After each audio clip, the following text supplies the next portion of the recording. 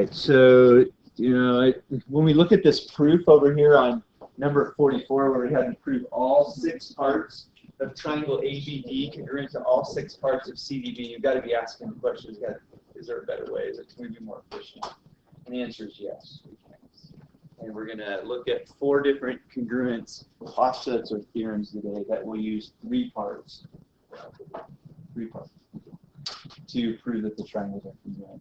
Because what happens is, if there's a certain 3 out of the 6 parts in one triangle congruent to the same 3, or corresponding 3 out of 6 parts in the other 3 parts are determined. So there are certain congruence theorems or postulates, but not any combination works.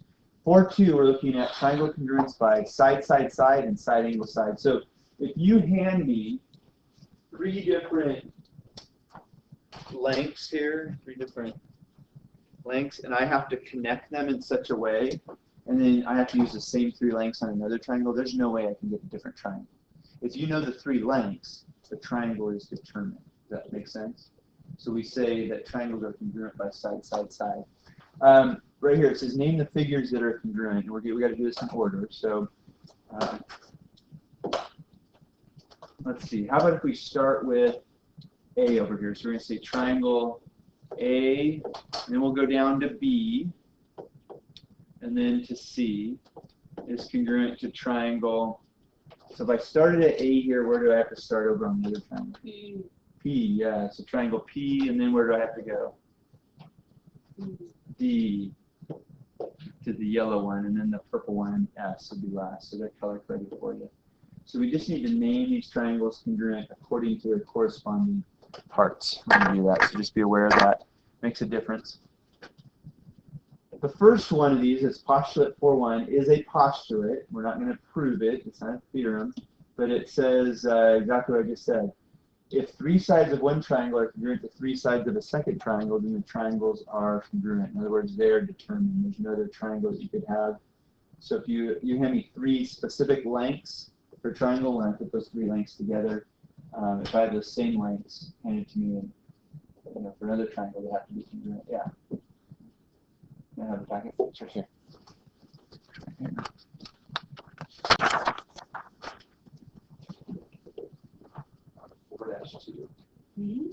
So postulate 4.2 is another postulate. It's if 2 sides and the included angle of any one triangle are congruent to 2 sides and the included angle of the second triangle, then the triangles are congruent.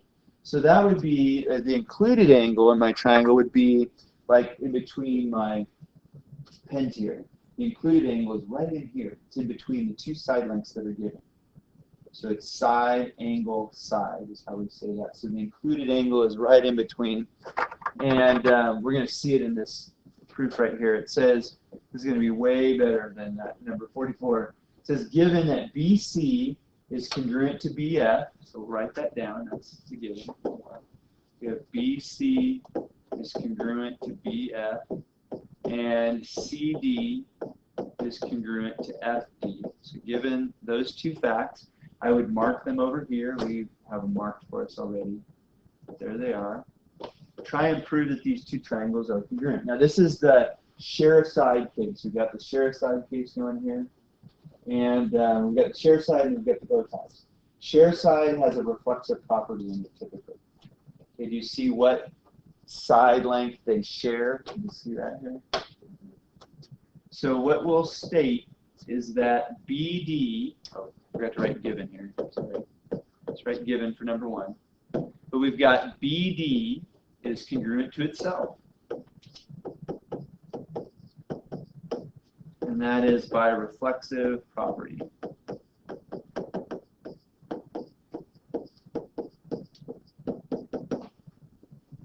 So BD is congruent to BD by reflexive property.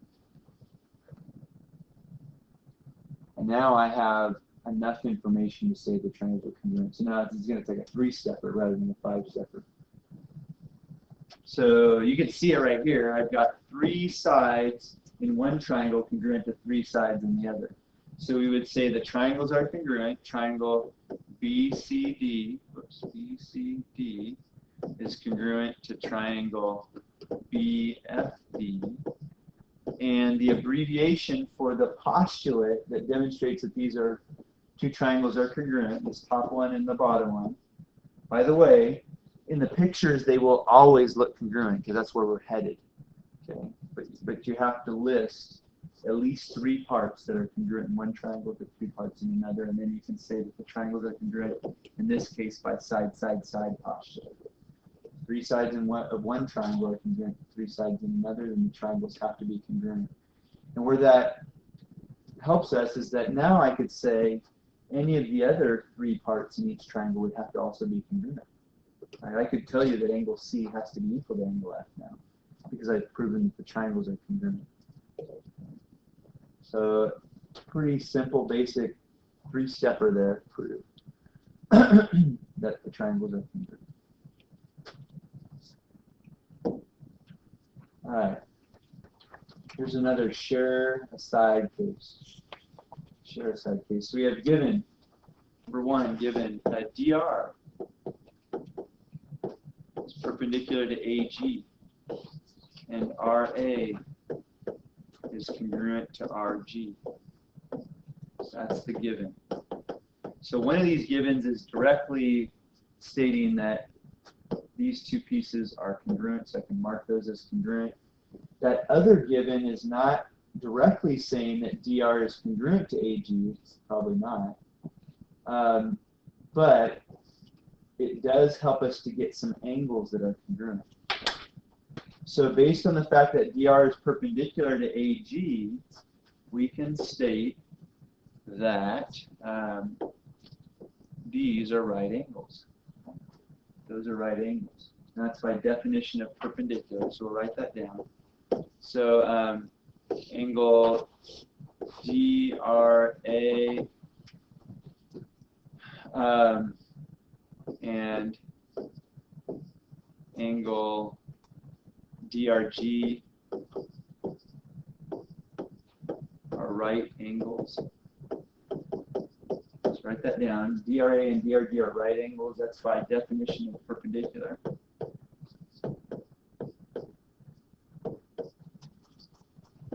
Definition of perpendicular.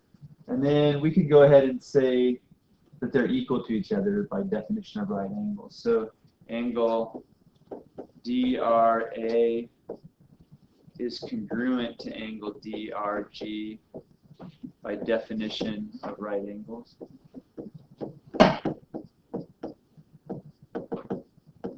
And honestly, if you combine those 2 into one and then give me a reason why, because they're perpendicular, they have to be equal because they're both 90s, I would give it to you. But I broke it into 2 steps. We're using the fact that it's perpendicular first to say they're right angles or that they equal 90 degrees, and then you can say that they're equal to each other. If you combine 2 and 3 into one step, I would be okay with that. So we've got a side and an angle in the left triangle equal to or congruent to a side and an angle in the right. And now we have this share a side case. So what's the next step going to be?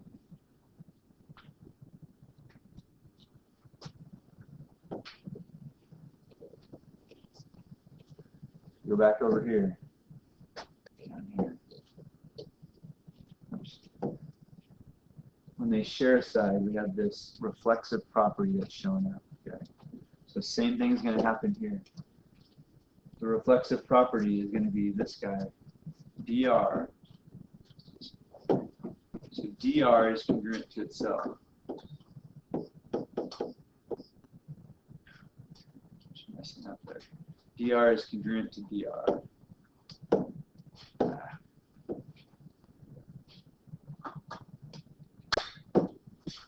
Okay, so dr is congruent to dr, and that's by reflexive property. You're going to see that in the review today.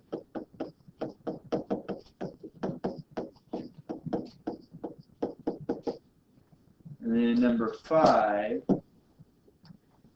now we have dr is congruent to dr. Number 5 is going to be the triangles are congruent. So triangle DRA is congruent to triangle DRG. And that is by side angle side. Congruent. So side angle side.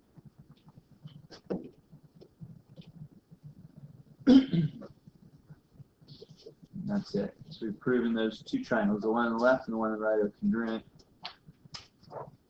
Once again, every picture they look congruent, so, but you have to be able to use properties to get 3 parts of one triangle compared to 3 parts of the other. They're drawing the picture of what the conclusion is. So we will see some examples where there's not enough information to prove the triangles are congruent. And the picture will still make it look like they're congruent. You just won't be able to actually use definitions, postulates, or other theorems to prove it. All right. Another share side case. So here we go. Number 1. We've got AD is congruent to CB. And I like to go ahead, and if they tell you a set of angles or sides are congruent, go ahead and mark them right off the bat. So AD is congruent to CB. Put a little single dash mark there to show that those are congruent. And then it says AD is parallel to CB. AD is parallel to CB. So that is not directly saying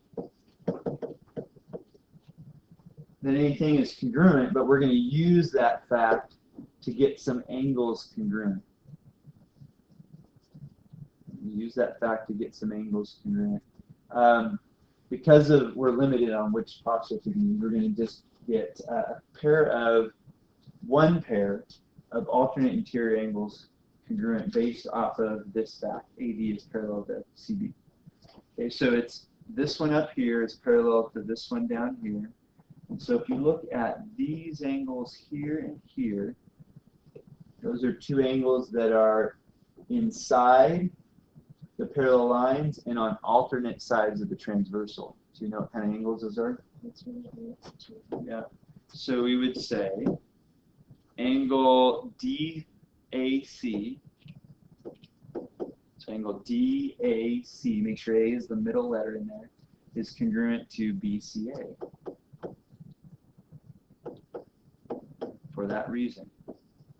Alternate interior angles theorem. So I've got one angle and one side congruent, and that side and the angle are right next to each other. If I can get another side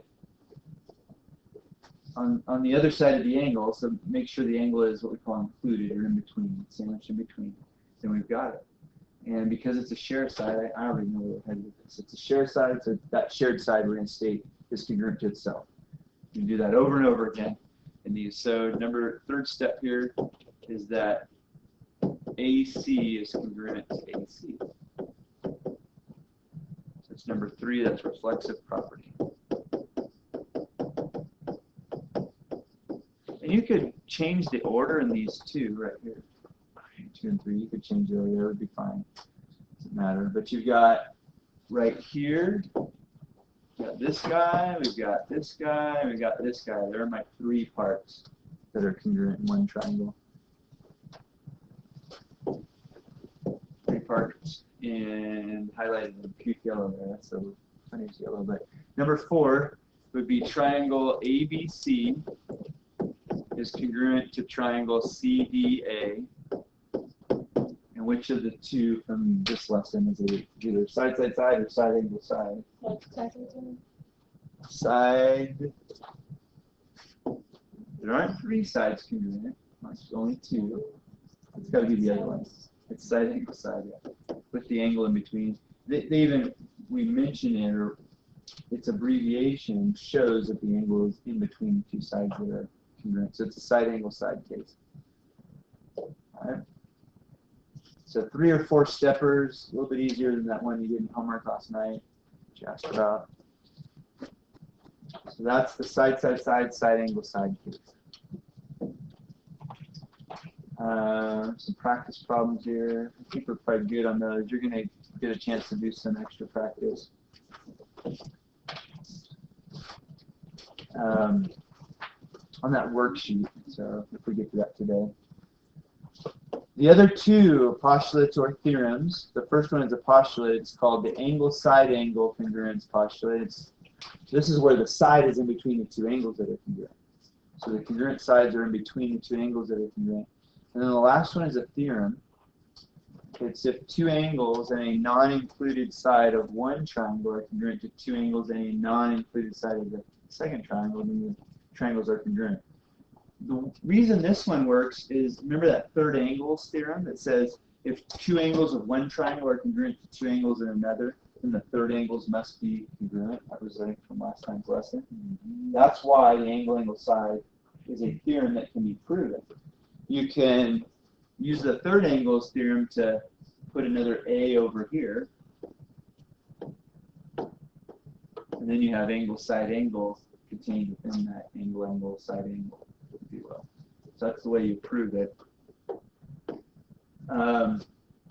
So that's the only one that's actually a theorem. The other three are all postulates. So AAS is a theorem that's been proven, and the other three are postulates.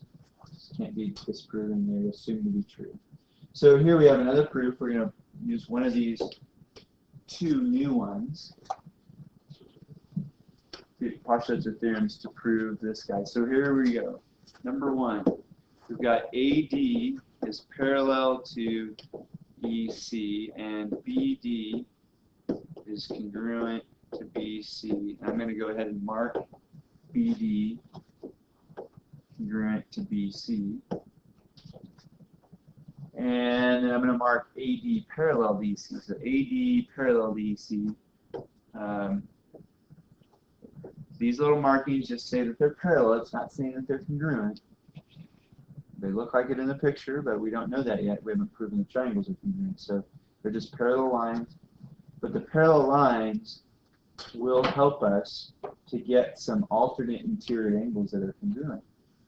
And the alternate interior angles that are congruent based on these parallel lines are angles C and D. See that? So C and D are congruent because they are alternate interior angles in between the two parallel lines and alternate sides of this transversal that comes through CB. So our next statement, let's put given here for the first. Our next statement will be that angle C is congruent to angle D. And that's by alternate interior angles theorem. So what I'm thinking in my mind here is I'm trying to get 3 parts marked in red on one triangle, congruent to 3 parts in the other. This is a bow tie case instead of a share side. So bow ties involve, you remember? They involve, which theorem do the bow ties involve? They don't share a side, but they come to a point at an angle. What kind of angle is it? Vertical angles. So bow ties involve vertical angles. Okay. Bow ties are vertical angles. Share sides is reflexive property. So it's like you know the given, you know the what you're trying to prove, right? And then you'll know something in the middle. If it's a bow tie, it'll be vertical angles. There's some vertical angles congruent in the middle. If it's a share side, there'll be a reflexive property somewhere in that body of the proof. So here we've got, mark it, this is congruent to this. So we would say, for step number 3, angle DBA, being careful to go in a specific order, DBA is congruent to angle, so starting at the single arc, going to the double arc. So starting at the single arc, which is C, going towards the double arc at B, and then the other is E. And that's by vertical angles theorem. So vertical angles theorem. And then I've got my 3 parts. You can see it in red there. 3 parts marked as congruent in one triangle to the other. So triangle ABD is congruent to triangle EBC. And that is by angle side angle.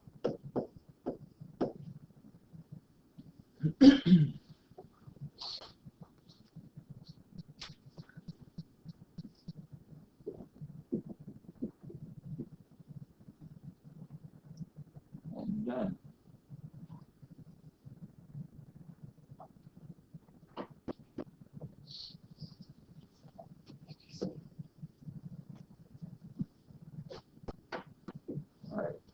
So some applications of this next here. The question is, can you prove these congruent? Is there enough information? We're not asking you to do a full proof. Just, is there enough information? Once again, every one of the pictures will look like they're congruent. But you may not have enough things marked as congruent or in a position where they share a side or come to a point for vertical angles or have parallel lines in it. So in some cases, you just don't have enough information. So here it says AR bisects CAT. If it did not say that, we wouldn't have a chance of proving it's congruent. It just wouldn't have enough information. Yes, they have this side congruent to this. Yes, they share a side, but that's only two parts in one triangle congruent to two parts in another. So without this statement that AR bisects angle CAT, which would give us that, we do not have enough information. But in this case, we do. So this one is a yes. And the postulate or theorem that tells us they've got to be congruent would be SAS. Here you go, SAS. I messed it up. It goes SAS. So you've got to do a little bit of filling in here with some markings. This is where it's nice to have the worksheet. I like to mark them as I go. But based on the given information or the way the piece that they share or if they're bow tie, angles come together, you can state that they're congruent by SAS. Now here, these little arrows do not mean that the triangles are congruent. Okay.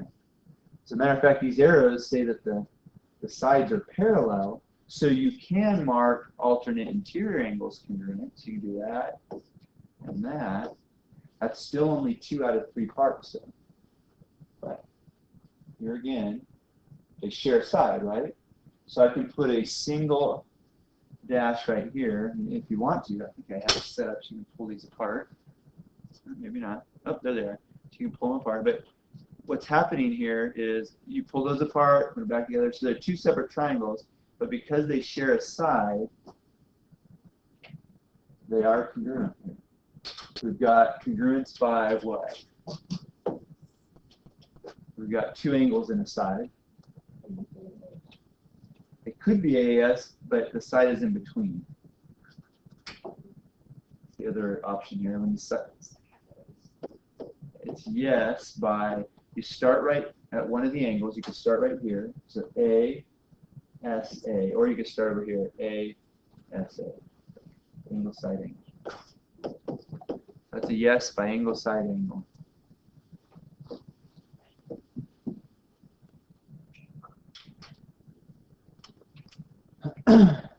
Now, D is the counterpart for A. I might do that one first. It says AR bisects CAT. So that's what it said over there. So we can say that's congruent to that. They have different segments marked as congruent, right? So this one has, there's 2, and then there's the third. This one does have 3 parts marked as congruent, but the problem is those 3 parts in the top triangle and the 3 parts in the bottom triangle that are marked as congruent are not in one of the 4 patterns that we have. We have SSS, which this definitely is not that. We have SAS. Is this an SAS case? Well, it's got 2 sides, but where is that angle located? Is it in between the 2 sides that are congruent? No, it would have to be right here and here for us to use SAS. And so I can't use SAS. So that's out. So that one's out. Okay. What about, I mean, I've got ASA. Well, that one's not going to work because there are 2 sides congruent in one triangle and 2 in the other. So that's not going to work. And then I've got angle, angle, side. These are all my options that I have so far. That one also involves 2 angles. So none of those that involve 2 angles are going to work because it's 2 sides. So, and I haven't given you one that swears at you. I called you a donkey. So it can't be ASS. Okay, ASS is not enough information to prove the triangles are congruent.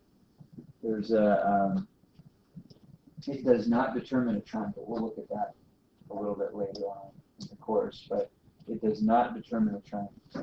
So those are our 4 options. If it doesn't fall into one of those 4, even though I have 3 parts in one triangle congruent to 3 parts in another, they are not necessarily congruent. Even though they look like they are, they're not necessarily congruent. This angle would have to be in between. It would have to be where I'd have the arrows over here, CRA and TRA. So this one is a no. There's not enough info. Not enough info. And you can't just go start at angle, go angle ASS or SSA, or you can't go side angle side when that side is not right next to the angle that is congruent. So they have to be in a row or right next to each other, those 3 pieces. All right, C over here. We've got these are congruent, and then we've got this is congruent. Is there anything else you can say is congruent? Any other sides or angles that you can say are congruent? Notice there's nothing else given here. There's nothing about parallel lines, so I can't prove any of the angles are congruent, even though it looks like it. I can't. This doesn't say that the lines are parallel, so you can't assume that to be true. So all I have are 2 parts in one triangle congruent to 2 parts in another. That's not going to fit any of those 4 patterns, so that's a big no as well. So we have yes, yeah. That's a no, because there's not enough information, and then no, none of those, and 0. So if it squares at J, it's not a congruent theorem or postulate, so no ASS. Okay, so hopefully remember that. These are the 4 that we have right here. This is it for proving that they're congruent. It's this little grouping here. Okay. All right, and then there's some other proofs. I'm going to have you practice some proofs. I may come back and use these to reteach those or the SAT. But that's it. That's 4-2, 4-3.